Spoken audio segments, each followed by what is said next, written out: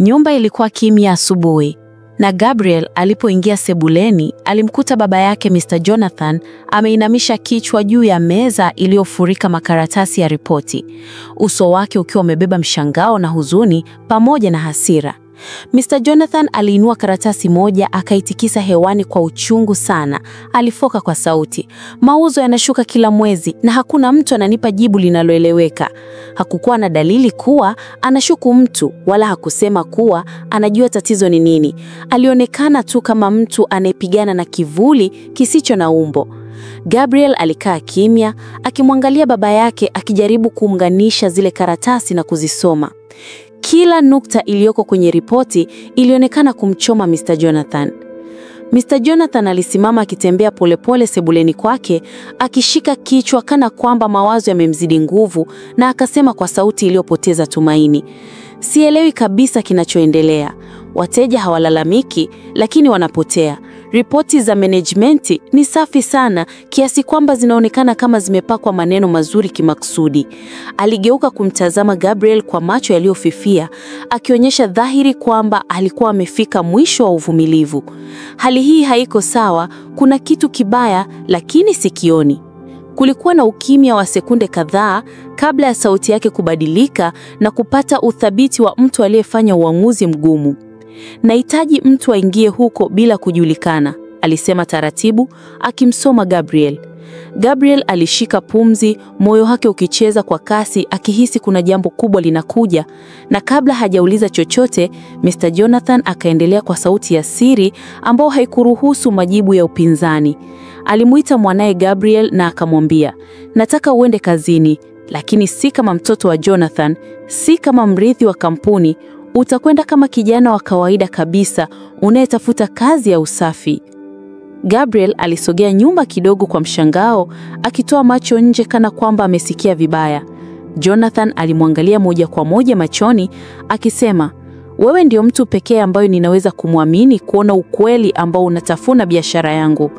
Kisha akasema tena, "Ukifika huko, utachanganyika nao. Utazungumza nao bila wao kujua wewe ni nani.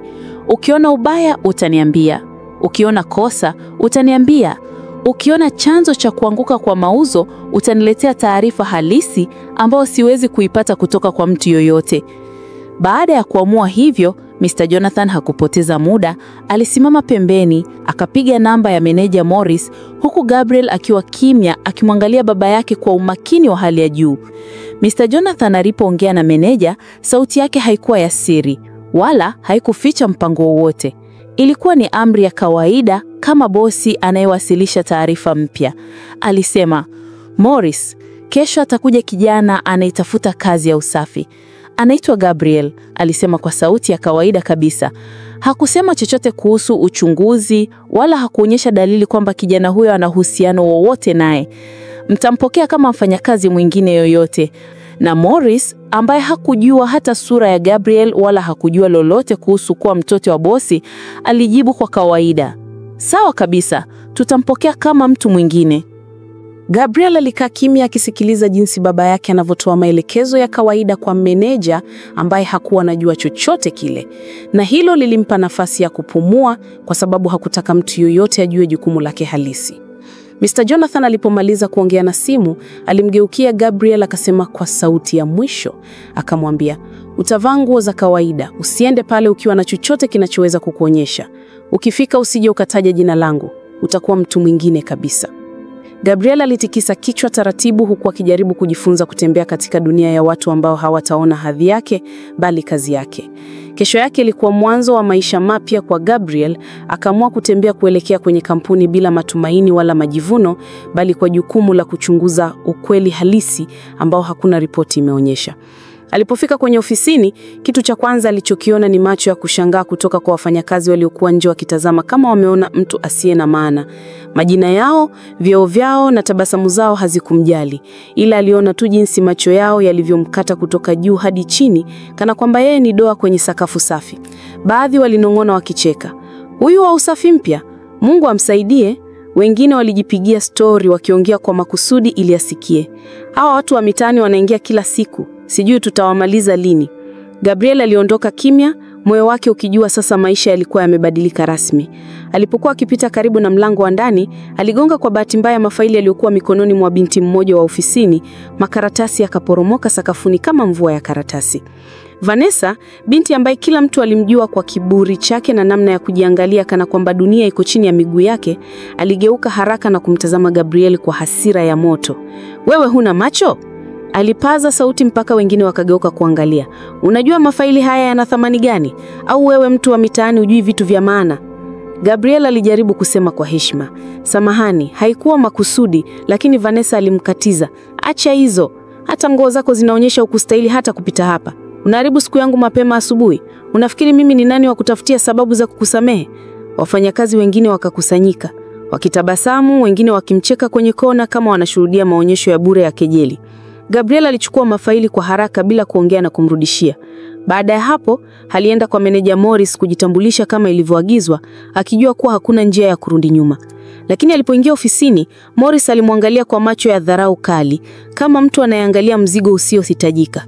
"Wewe ndiye Gabriel?" aliuliza kwa sauti yenye kuchoma. "Unatafuta kazi ya usafi? Unafanana nayo kabisa." Kisha akacheka mwenyewe kana kwamba ameona kituko. Alimpa maelekezo kwa sauti ya ukatili ambao haikujificha. "Hapa hakuna huruma. Ukifanya kosa linalokera mtu yoyote, hakuna wa kukusaidia." Aliendelea kumpa maneno ya vitisho pale. Na Gabriel alianza kazi yake ya kwanza siku ile kwa hali ya kimya ambayo ilichanganywa na macho ya dharau kutoka kila upande wa ofisi. Na kabla hajapumua, alipewa orodha ya majukumu kama adhabu badala ya kazi. Aliambiwa afagie korido kwa haraka kama mtu aliyechelewa kwenye hukumu. Asafishe sakafu ya eneo lote la mapokezi na kisha kuosha microwave ambayo ilionekana ikitelekezwa kwa miezi miwili. Kila mtu aliyempita alimchukulia kama mtu asiyekuwa na thamani yoyote ile, wengine wakimsukuma kwa makusudi kana kwamba walikuwa wakijifunza mchezo wa kuangusha watu. Binti mmoja akapita akisema kwa sauti ya kuumiza roho, "Kama angekuwa handsome kidogo ungetuvutia. Ila muonekano wako na kazi unayoifanya naona inakufaa kabisa." Gabriel hakusema neno. Alifanya kazi yake huku akivuta pumzi ndefu kama anayejifunza kuvumilia bila kulipiza kisasi. Muda wa kazi uliisha na Gabriel alirudi nyumbani huku akiwa haamini alichokiona ofisini hapo. Alimwelezea baba yake kwa kiasi kidogo na akamshauri aendelee makazi ili akusanye taarifa zaidi. Kesho yake Gabriel alirudi tena kazini kuendelea na kazi kama kawaida. Lakini dharau haikuishia hapo, kwa sababu kabla hajamaliza kusafisha korido, matatizo ya makusudi yalianza kujitokeza kama mawimbi ya watu wanaotafuta kumwangusha. Na Gabriel alikuwa akidharauliwa sana ofisini kwa sababu ya hadhi yake. Sasa hii siku, mama mmoja maskini aliingia ofisini akiwa anahitaji huduma za kiofisi. Na Gabriel akiwa karibu, aliona macho yake yenye matumaini ya kupata suluhisho. Alikaribia mapokezi kwa heshima, akisema kwa upole, "Nahitaji huduma ya kubadilishiwa bidhaa yangu tafadhali." Lakini mhudumu hakutaka hata kumsikiliza. Aligeuza macho na kumjibu kwa dharau ya ajabu, "Huduma imefungwa sasa. Huwezi kuona tuna mambo mengi hapa. Usije na pressure zako hapa." Mama alijaribu tena kwa sauti ya kuomba, "Nimetoka mbali sana. Tafadhali nisaidie tu." Lakini mhudumu akampigia kelele kana kwamba ni mzigo unaosukuma, "Nimesema hakuna huduma. Usiwe mzito jamani." Gabriel aliangalia tukio hilo mzima, moyo wake ukibeba hasira na huruma kwa wakati mmoja.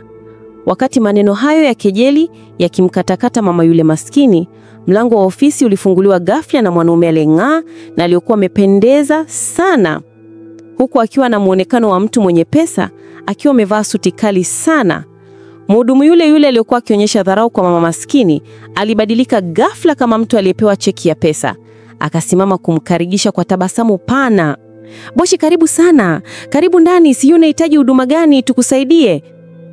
Tofauti hiyo ya tabia ilimchoma Gabriel moyoni kama moto wa chama, na akahisi kwa mara ya kwanza kabisa jinsi kampuni ya baba yake ilivyokuwa inaua wateja kwa tabia mbaya za ubaguzi.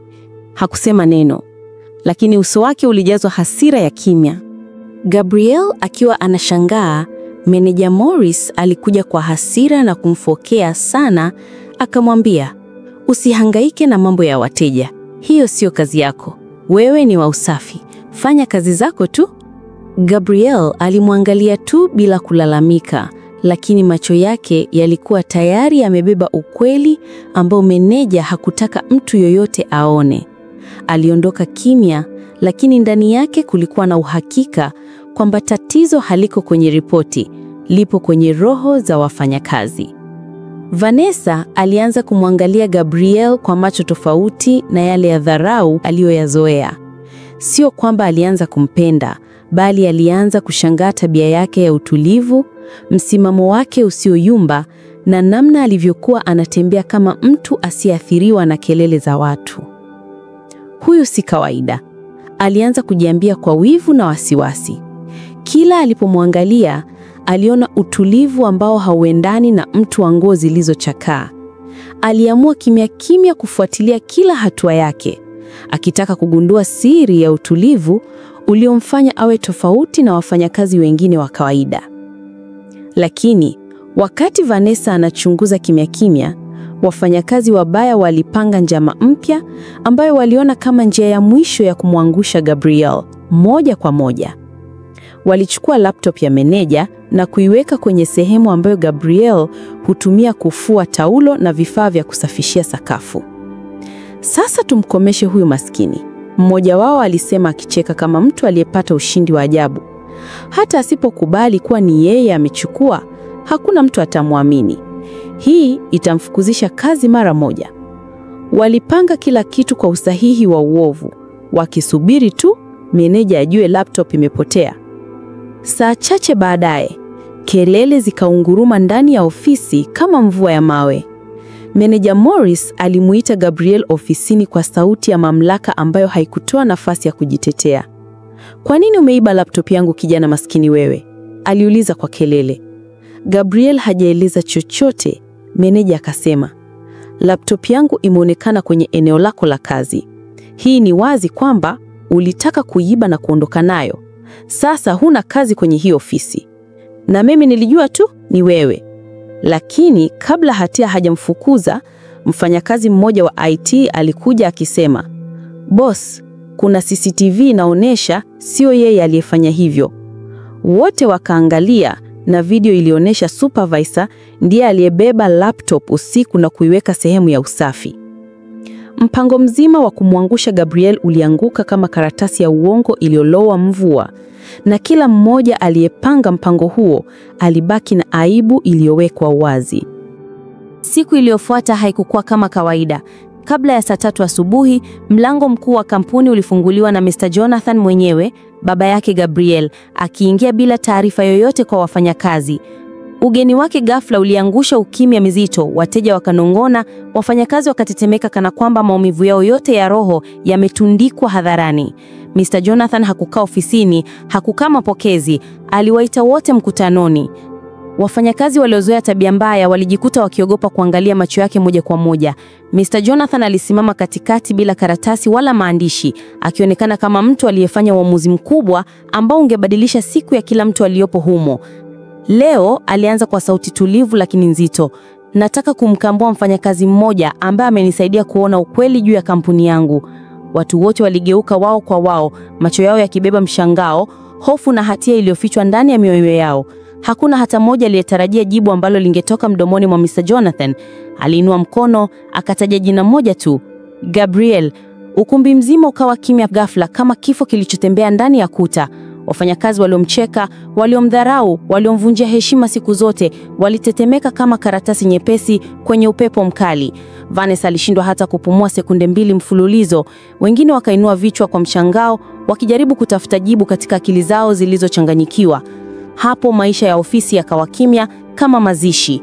Akawaambia, "Huyu Gabriel mliyekuwa mnamdharau ni mtoto wangu wa 3. Hakuna mtu aliyekuwa anamfahamu kwa sababu alikuwa masomoni kwa kipindi kirefu sana nchini Marekani. Nami nilisafiri kwa miezi 6. Lakini tangu nisafiri na kuondoka hapa, kampuni yangu imekuwa ikipata hasara nyingi sana ambavyo haijawahi kutokea. Nilirudi muda kidogo, lakini sikutaka kuambia kwa sababu nilikuwa ninafanya uchunguzi wangu kipindi sipo. Ndipo nilimtuma mtoto wangu Gabriel kuja kuangalia na kufanya uchunguzi. Nyie watu wa humu ndani wote ni wabaya. Mnadharau masikini na kuwasikiliza matajiri. Je, mimi ningekuwa nafanya hivyo je? Au labda niwaulize ni nani humu ndani ana pesa kunizidi? Je, na mimi ningeamua kuwachukia je? Sasa kuanzia leo wote nawasimamisha kazi." Kila mtu alipiga kelele ya mshangao pale. Wengine wakaomba msamaha lakini haikusaidia kitu. Basi kampuni ilirudi tena baada ya mwezi mmoja na ikiwa na wafanyakazi wapya, na baada ya miezi 6 kampuni ilipata mauzo makubwa sana ambayo haijawahi kupata tangu kuanzishwa kwake. Na huo ndo unakuwa mwisho kabisa wa story hii. Tafadhali tuandikie maoni yako hapo kwenye comments. Tuambie ungekuwa wewe ni Mr. Jonathan, ungewafukuza wote kama yeye au ungewasamehe? Usisahau kulike, kucomment pamoja na kusubscribe katika channel hii. Tukutane tena next time. Bye bye.